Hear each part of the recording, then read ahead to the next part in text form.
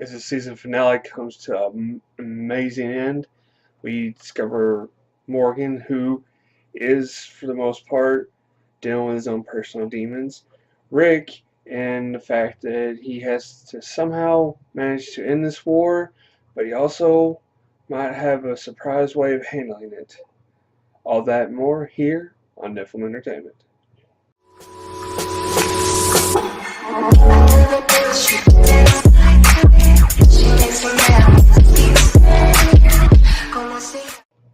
Hey, what is up, everybody? What is up? Welcome back to Nephilim Entertainment. I'm your host, Megatron L. Thank you for tuning in, and you're watching my coverage of The Walking Dead, and this is episode 16, Wrath, aka season finale.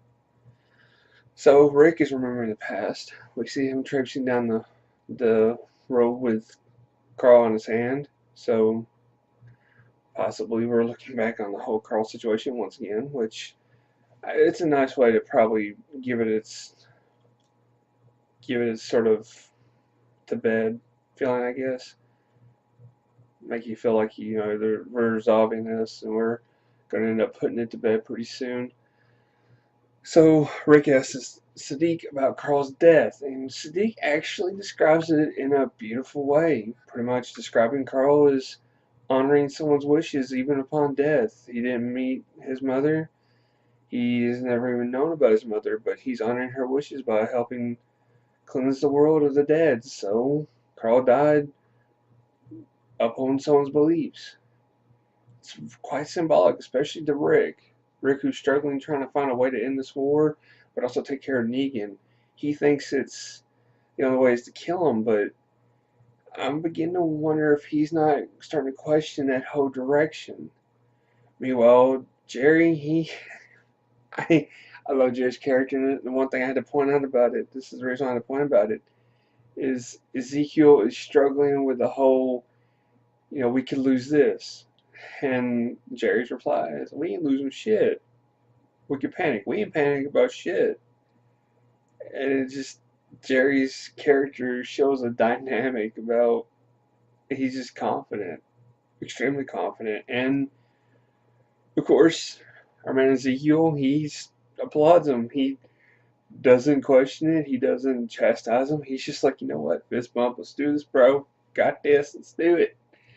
I love that. Jerry's probably one of my favorite characters from the Kingdom, and rightfully so now. Rightfully so, because this ain't shit. But Morgan, he lost it again.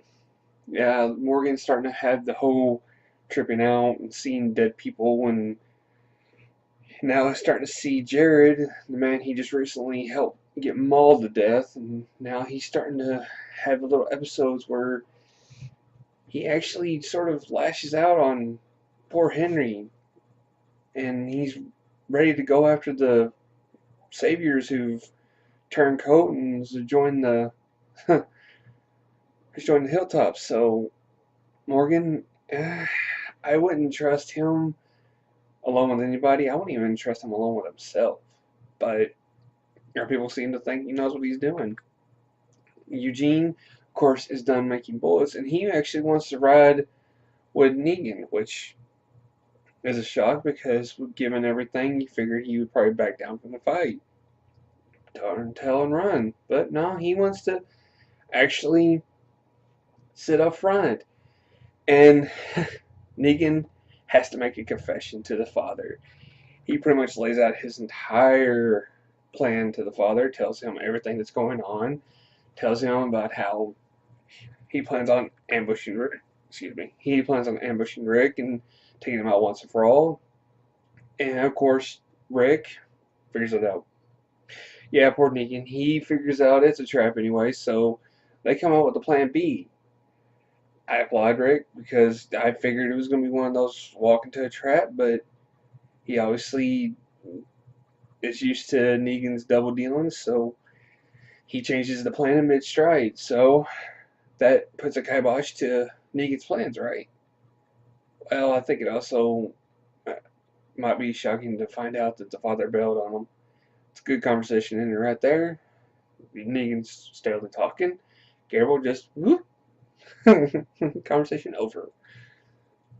Well, Jesus is not having a talk with Morgan at this point, and he's pretty much given him the whole ultimatum of, won't you use the one end, the pointy end for the dead, and the blunt end for people. Yeah, Jesus. Carol's tried talking to him. Rick's tried talking to him. I know your names after a guy who's saved people from their sins, but can we really save Morgan at this point? But in other news, and lighthearted news, there's a big ass herd. Apparently, it takes up almost the whole valley, and it's just steadily going. This is a very discerning fact, apparently, with The Walking Dead. Apparently, with all the walkers, they're now starting to culminate into these big ass herds, and I'm talking, it's got to be a couple thousand strong. It's enough that if it was to make it to any of the settlements, they would be wiped out completely off the map. I mean, these herds are massive. So, nothing to fear, right? I mean, it's not like we're dealing with a war with crazy people. But, ambush. Ambush, ambush, ambush. Apparently, Rick's plan to ambush the Saviors had a double ambush, so Negan had a plan C. He ambushes Rick and the people. So, we're thinking, okay, this is going to be it, isn't it? Apparently, the people are going to get wiped out as the Saviors and Negan draw their guns. Boom! Eugene did it. Eugene did it. He done the double dealing once and for all. He had a plan D. D is in dumbass people. Apparently, he rigged the guns, or rigged the bullets, to where they would go off into people's hands and sabotage their guns. So now, everybody lights up on the Saviors. Negan takes off, runs down the hill like a little chicken shit, while everybody else is either getting slaughtered or possibly, yeah, there's the fact of surrendering. We have Alden helping Tara, trying to wrangle up the Saviors back at Hilltop. You got Jesus. Apparently, he came through with Morgan, so now Morgan is actually going back to his ways. He's knocking people out instead of actually killing them. And apparently, Oceanside shows up to help, and they have Molotov cocktails. If you ain't got guns, best thing to do is make do, right? So, with all that, Saviors finally surrender. So, the last thing that leaves is Negan. And this is the last showdown with Negan versus Rick. Now, I could go into huge details to explain to you what happened, but pretty much the premise is these two knock each other around. Rick finally holds up his hand and tells him, wait, just listen to me, for Carl. And Negan, respecting Carl, respecting his wish to honor Carl, stops. Rick approaches, slits his ass with a damn piece of glass. I mean, it's just, Negan falls to the ground, blood gushing. Yeah, his final words actually were questioning what would Carl think. It's a good notion, very good notion. So, yeah, apparently Negan is gonna die. I actually jumped up and screamed at the TV because I loved Jeffrey Morgan's role in this. I loved the way he portrayed Negan. I was actually starting to like Negan. I mean, I know he was a bad guy, but he was the smooth talking, shit talking kind of bad guy that you couldn't help but just be like, dude, you're awesome. You're an ass, but you're awesome. So that's in Negan, right? Wrong. Because the moment that everyone starts showing up and seeing Negan on the ground, Rick looks up and motions to Sadiq of save him. So yeah, apparently Rick wants to keep Negan alive for whatever reason. And Maggie's reaction, oof. Yeah, Maggie's reaction was, let's just say that she wasn't happy about keeping Negan alive. I mean, after all, he did kill the father of her child. So it was a good point there. Now, after this, Rick gives a very, very long speech. I'm not going to go through the details with y'all. I mean, it was a great speech. Don't get me wrong, great speech. But I'm guessing whenever, at the end of it, when the guy who plays Rick Grimes read the script, it had to be at least a 3-page long script. I mean, I'm not, no. Basically, the highlights of it is Negan's way of doing things. We're not going to do anymore. If you got a problem with it, we'll take care of you. What we need to fear is the giant ass horde behind us. That's what we need to fear, not other people. We need to rebuild society, and we are going to do it the right way. We are going to do it in the pure and upstanding kind of way. Have at it then. I'm all for it, right? Well, after the speech, people start putting pieces back together.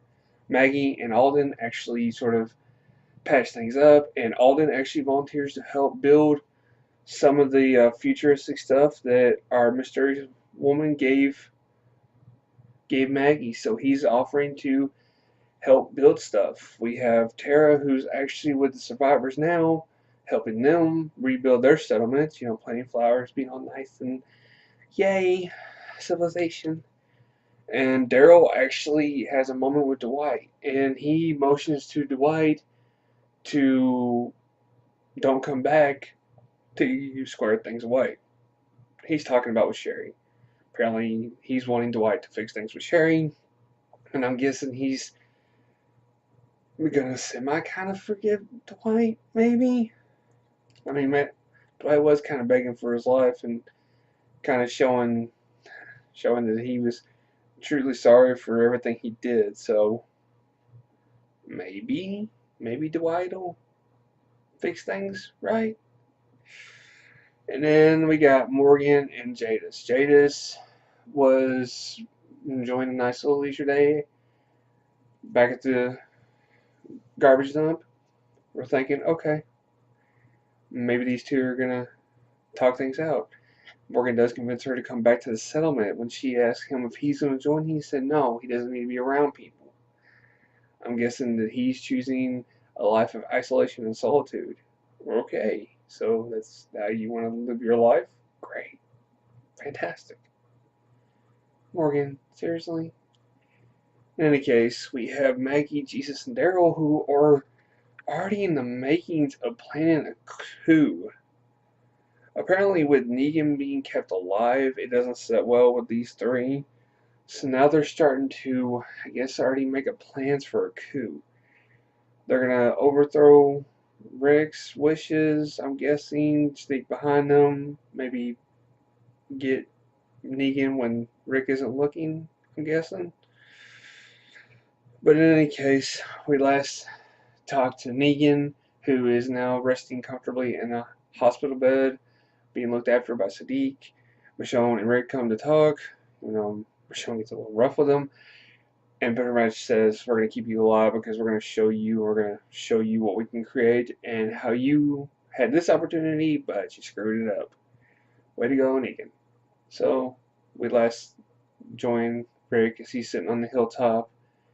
I'm guessing praying, talking to Carl, whatever it is, telling him that he is going to do it and he is going to take the steps necessary to bring the world back to what it was.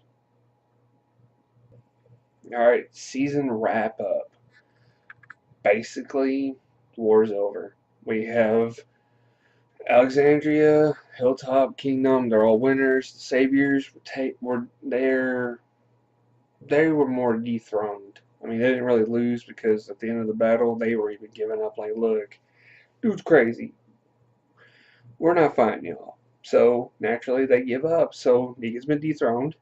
Now they're going to start rebuilding. But we have a lot of unanswered questions by the end of the season anyway. First of all, what was with that helicopter in the middle of the season? What happened to Sherry? And most importantly, is there going to be a coup sort of directed with Maggie? And all these questions are left up in the air. So, it's going to do a wrap for me. Be sure to give me a thumbs up and post a comment down below. Be non-friendly. Let's discuss this episode. Stay tuned to the end of the video and subscribe for more content. My question for y'all is, what is more bothersome about this season finale? Was it the fact that Negan was left alive? Was it the fact that there's a giant ass herd of walkers out in the distance that we have to take care of? Or was it Maggie, Daryl, and Jesus' plans for a coup? What's more unnerving to y'all? Let me know down here and up here. But that's going to be a wrap for me. I'm Metatron Hero. This is Nephilim Entertainment. To all you daydreamers and creators out there, keep your heads in the clouds. Peace.